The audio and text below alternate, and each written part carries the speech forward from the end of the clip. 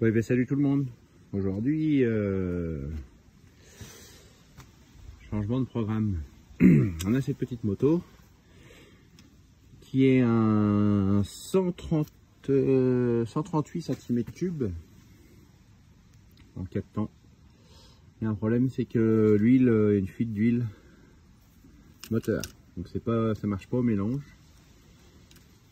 Donc on va essayer de voir, ça fuit de ce côté-là. Ça doit être un joint SPI qui est HS. J'espère qu'il n'y a pas trop de démontage. Comme quoi maraîcher, c'est pas que faire pousser des légumes, hein, savoir tout faire. Bon, ça c'est pour amuser les enfants.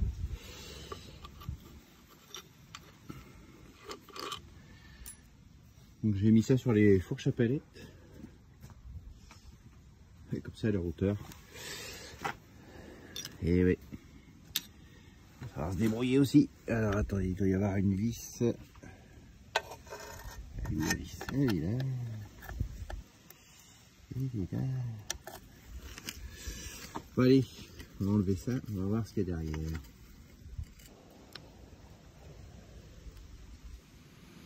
Allez, donc j'ai enlevé les 3 vis. Est-ce qu'il faut que j'enlève le sélecteur de vitesse? Je ne sais pas. Eh ben non, j'ai pas besoin. Ah oui, ok. Donc là derrière, on a... Ça c'est le carter d'allumage, ok. Eh bien... Ouais. Ok, ok. Donc j'ai enlevé le... Une fois qu'on a enlevé le volant, on a le carter d'allumage. Et là, il y a le volant, évidemment. Voilà. Donc là, maintenant, on trouve le volant. Donc j'ai déjà enlevé la vis. Enfin, l'écrou du milieu. J'ai déjà extrait, en fait, ce qu'il me fallait mes deux mains. Là, il est juste collé avec le... Il est juste collé avec l'aimant. Pas avec Clément, avec l'aimant. Ah, de rien, lui. Et là, donc l'allumage. L'allumage, et là il y a un capteur, je pense, de point mort haut. C'est un allumage électronique, et là il doit y avoir un capteur de point mort haut qui dit que le piston qui est là, il est en haut. Bon, on va démonter ça.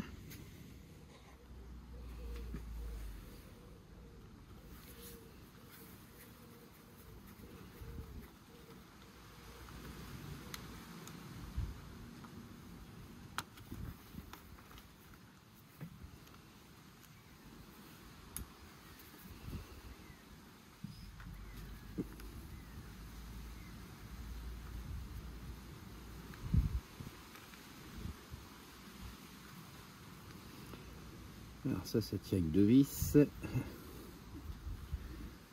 Là il y a un passe-câble, un truc qui tient le câble à sa place. C'est pour le plaquer là, comme il y a le volant, pour pas que ça touche.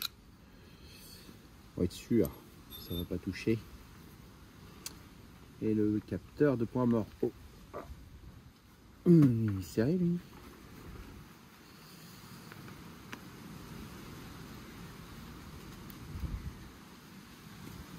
Moi j'y connais pas rien en moto, moi j'y connais rien du tout en fait. J'espère que je vais pas faire de la merde. Hop.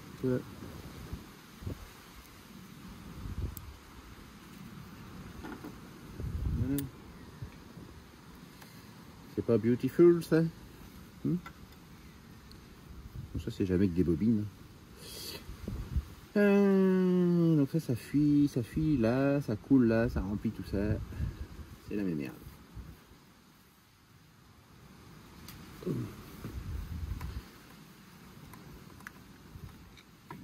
Ça, la vis a déjà été choquée, je trouve.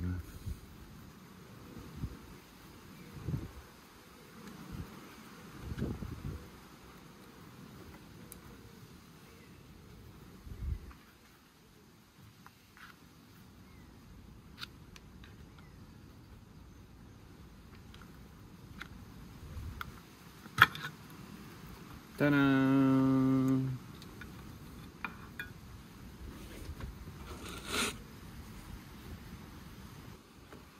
Bon, alors.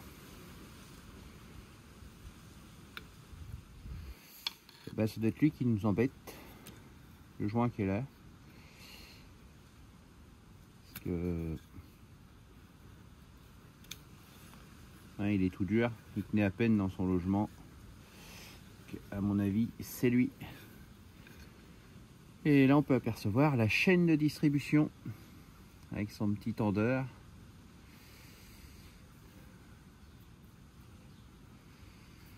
Un petit galet tendeur. C'est pas mal, hein? Ça tient fort. Ça a l'air suffisamment tendu. Est-ce que c'est comme ça un moteur 4 temps? Ici, on a une chaîne de distribution. Bon, bah, on va changer le petit joint. On va remettre un petit joint spi. Tout neuf. Et puis, voilà, quoi.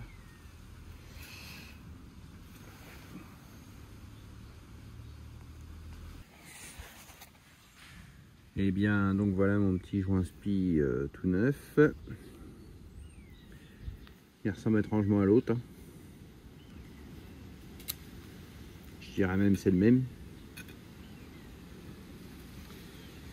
Qui va là-dedans en lieu et place. Alors évidemment, il ne faut pas se tromper de sens.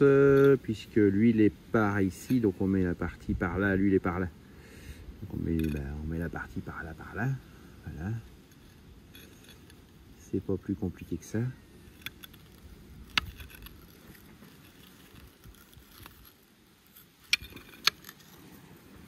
Ah bah dit, il y a une différence, je comprends pourquoi que celui-là il fuyait et il tenait pas au l'autre. Celui-là il tient bien. Ah, il est dur à mettre. Donc parce que celui-là à mon avis il devait fuir peut-être même autour. Il était sec quoi. Bon bah voilà, j'ai remis mon joint en place. Et là je me suis aperçu qu'ici là, t'avais deux petits joints toriques qui font l'étanchéité de la vis. Il y en a un autre grand là ici. Voilà, celui-là je ne l'ai pas acheté. Et bon, tant qu'il est pas coupé et tout, qu'il fait bien. Celui-là j'ai pas. Par contre les deux de là je vais les changer. Parce que je les ai ceux-là. Bon. Alors. Lequel ça va être? On va démonter, ça va faire un modèle. Ça va faire un modèle. Alors attends, hop. Là, je l'enlève avec un petit tournevis. Il est là. Je croyais que je l'avais perdu. Il était tombé là. Et voilà le modèle. Alors, forcément, il est tout écrasé.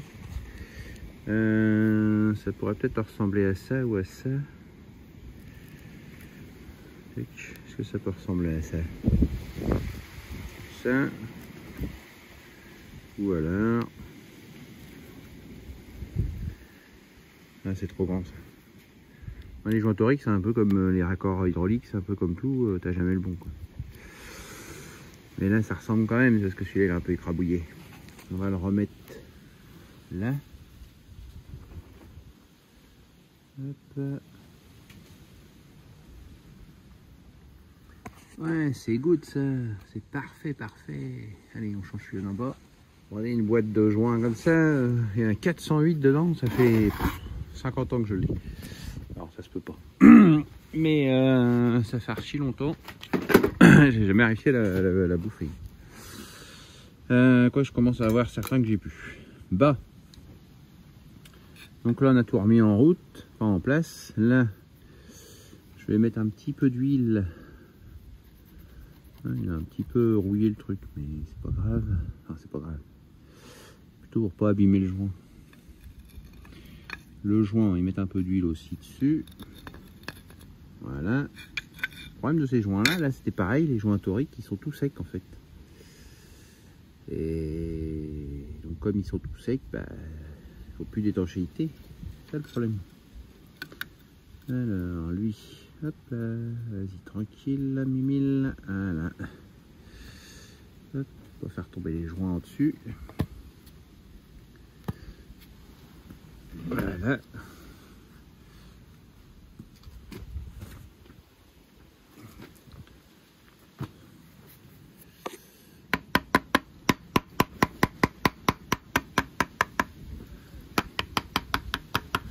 Voilà. La visserie.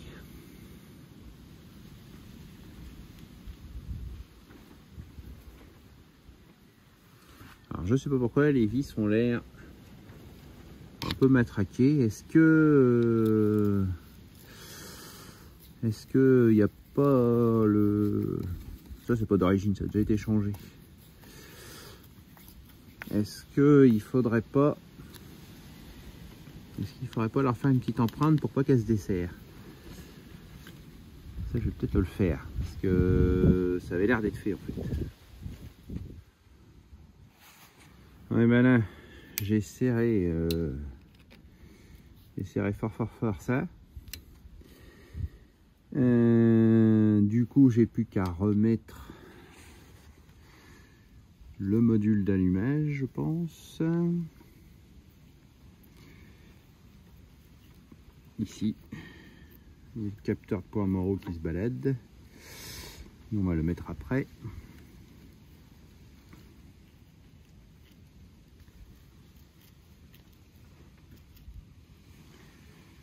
Donc ça c'est ces vis là.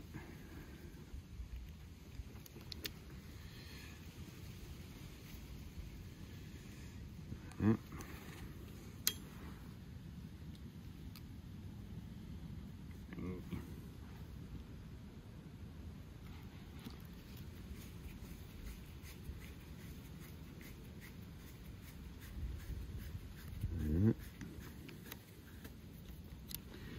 Je vais faire une première approche parce qu'il faut que tout le monde reprenne sa place sans coincer de fil, rien.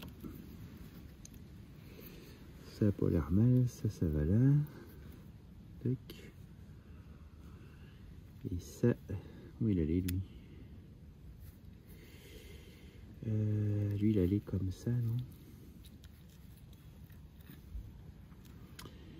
Non, il allait comme ça. Il allait comme ça, mais ça doit aller dessous. Bon, bref. Enfin bref, il va falloir s'y mettre quand même, s'y penser. Hop, l'autre vis.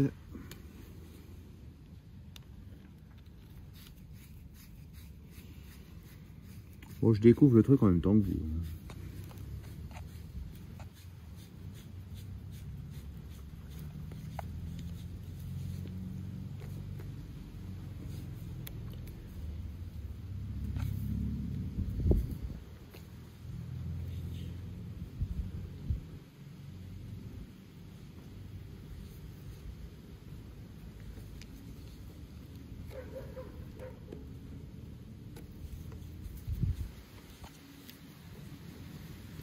Alors ça, il n'y avait rien de...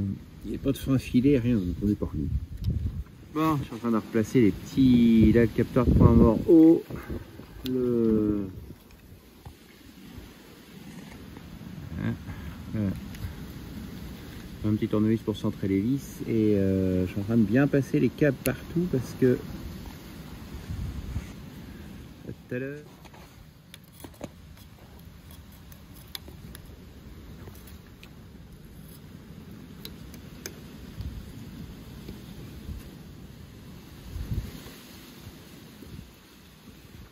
Et là j'ai un truc, c'est génial. C'est ce tournevis. T'as un petit bouton là. T'appuies dessus. Et là, le manche se met carrément à l'équerre. Et là, bah, je peux te dire que là, du coup, tu l'as en pleine poignée. Et là, je peux te dire que ça sert.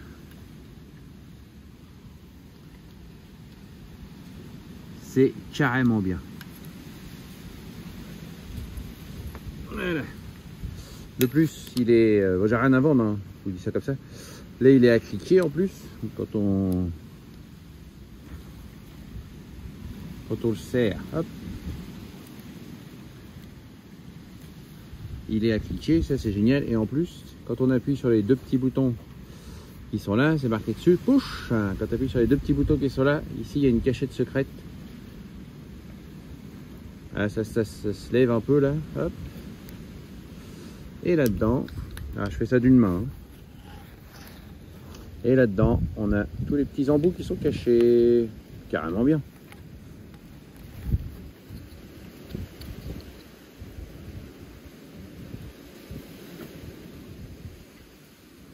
Ça fait depuis quand que je l'ai, le mois de novembre, je viens de découvrir, hein. Je vois plus malin que vous. Donc, voilà. Bon. Alors j'ai revérifié tous les serrages, les passages de fil, etc. etc. etc. Tout semble en lieu et place. Tout à l'heure j'avais pas fait gaffe, mais la petite languette là elle va bien entre les deux machins. Donc du coup je l'ai bien, enfin elle était bien mise, mais c'était un peu décollé. Du coup je l'ai un petit peu... Je l'ai bien replacé. Enfin bref, voilà. Ça a l'air important parce que le volant magnétique, lui là, à mon avis, le bord qui est là, il doit passer. On va regarder après parce que je n'ai pas fait gaffe au début, mais il doit passer tout près là. Bon. Alors, ça c'est pratique, ça fait une gamelle à mettre les outils, enfin les vis. Donc qu'est-ce qu'on a à remettre? Dans l'ordre. C'est monté. Dans l'ordre, c'est pas la rondelle. Bon, on a un écrou. Et ça, c'est pas dans l'ordre non plus. On a l'écrou. On a la clavette. Ah, elle s'évade. On a la clavette et on a la rondelle. Donc l'écrou, rondelle et la clavette. Alors ça c'est peut-être me faire chier ça. Donc la clavette, elle, bah, c'est ce qui maintient solidaire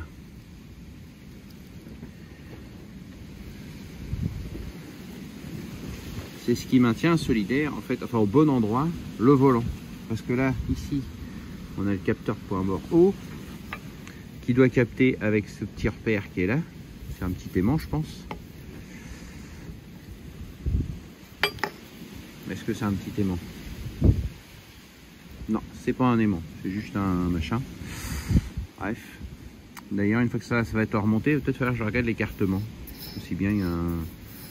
faut que ça passe tout près et voilà. Donc bref, il faut que donc la clavette elle va là. Ici il y a une encoche, elle va là, encoche là, et elle met tout le monde aligné. Pour que le volant moteur, lui, soit, en fait, c'est comme une distribution, il faut qu'il soit calé avec le reste, quoi. Il faut qu'il soit au bon endroit. Pour avoir un allumage au bon moment. Donc il faut mettre cette clavette. Des fois ça arrive à cisaille. Bon, j'ai remis la clavette en place. J'espère que je l'ai bien mis. Et là, j'ai plus qu'à présenter le volant.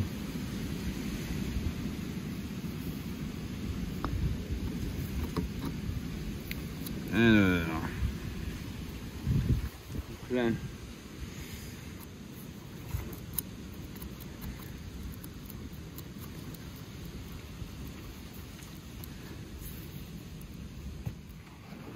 Donc. J'ai raligné tout le monde.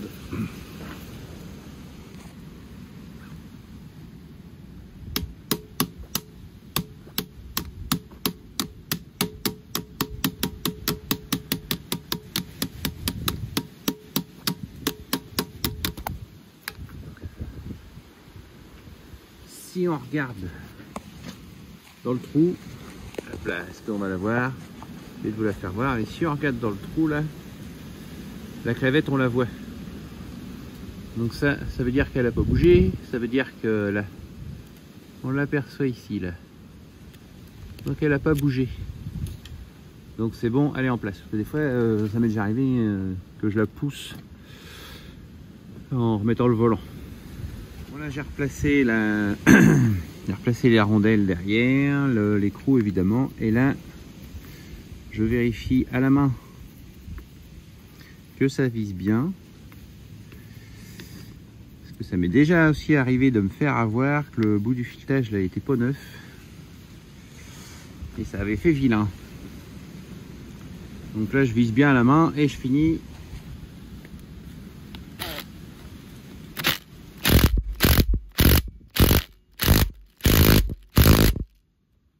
Et je finis à la boulonneuse. Et donc là, on est bien. Il faut juste que je regarde, c'est que ça passe avec ça. Peut-être dû enlever la bougie. C'est une putain de compression ces machins là. Ah, donc là, on a bien fait de contrôler parce que en fait ça ne passe pas. Donc il va falloir que je le règle un peu lui. Très important aussi parce que là, si tu mets un coup de kick, t'arraches le machin là.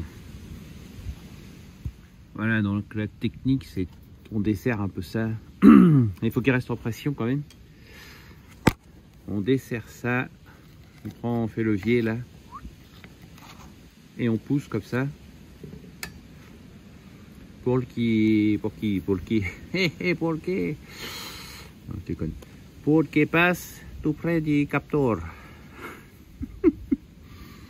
Là, je deviens fou. Et là, on voit qu'il passe super bien et qu'il n'y touche pas. Bon, voilà, hein, il est tout propre. Il n'y a plus d'huile dedans. Allez, on le remet en lieu et place. Bon, avant de filmer, j'ai regardé encore une fois si j'avais rien oublié. Mais ça, je vous l'ai pas fait voir. Vous avez regardé, il est chiant, lui. Ah, attention, 3 sortes de vis. Ah, de longueur. Celle-là, elle n'est pas d'origine, mais bon, c'est pas grave, c'est une vis. Parce que là, tu as une épaisseur de carter un peu plus importante qu'il n'y a pas en bas. Donc là, en dessous. Là, celle-là, c'est une vis un peu plus courte. Donc la vis longue, un peu plus là.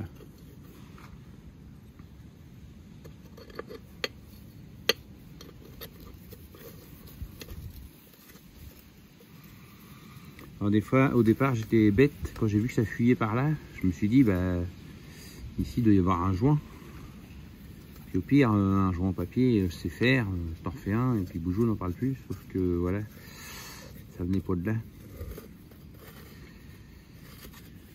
C'est pour ça que j'ai investigué un peu plus loin et que j'avais peur parce que, enfin j'avais peur. Sur internet, on voyait que il fallait peut-être toucher à la distribution et ça n'avait pas trop envie. Parce que distribution, ça c'est, voilà, ça me faisait plus peur à moi quoi. Donc, mais ça va, on l'a vu, hein, la distribution elle est pas là. Elle est derrière encore. Donc c'était plutôt une bonne nouvelle.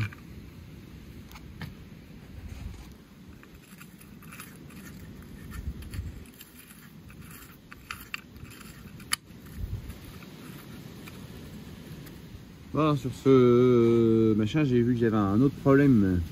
J'ai une fuite d'essence. Et ça fuit, hein.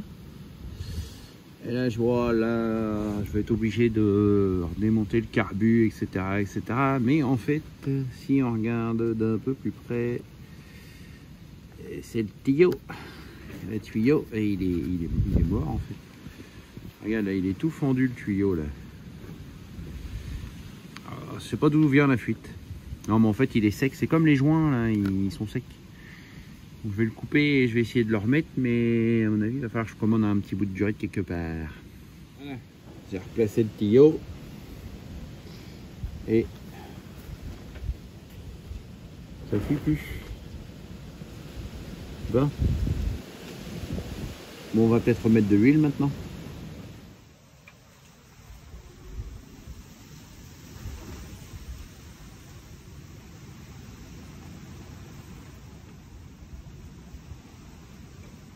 Bon, bah l'huile, c'est par là. Comme une tondeuse en fait. Et évidemment, comme on envoie le carter, il en manque. Bon. Alors, évidemment, c'était pas plus prévu que ça que le joint pète. Donc du coup, parce que j'avais fait la vidange il n'y a pas si longtemps que ça. Alors du coup, là aujourd'hui, alors l'huile que j'avais mis dedans, qui était préco, on m'avait dit de la, c'est 10 ou 15-40, je sais plus. De l'huile de moto. Et là, aujourd'hui, c'est de la 10-40. C'est plutôt de l'huile de tracteur, quoi. Alors bon, je mets ça pour faire mes essais, pour mettre en route, mais je vais refaire une vidange. Pour être sûr. Parce qu'en plus, l'huile, elle fait tout. Elle fait la boîte, elle fait tout, l'huile.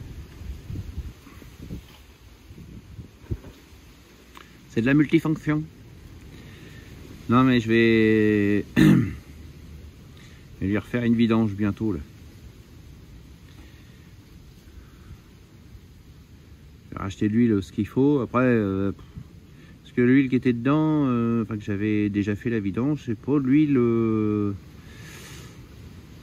J'ai plus le bidon, mais c'était pas de l'huile non plus super synthétique, super high-tech. Hein. De l'huile normale. Enfin, de moto, mais normale. Alors qui te dit qu'à la fin, à la base, c'est pas la même. Hein, c'est jamais. Hein. Bon ben voilà, on est bien là mon copain. Hein. On est au maxi. On revisse le truc. Et c'est parti, on va essayer de remettre ça en route. Voilà. Bon bah c'est bon, ça marche. Les réglages carbu et on est bien, impec. Bon ben voilà, la vidéo sur la réparation de la moto est faite. N'hésitez pas à me suivre vers d'autres tutos. Hein. La semaine prochaine, le mixeur à soupe. Allez, bonne semaine.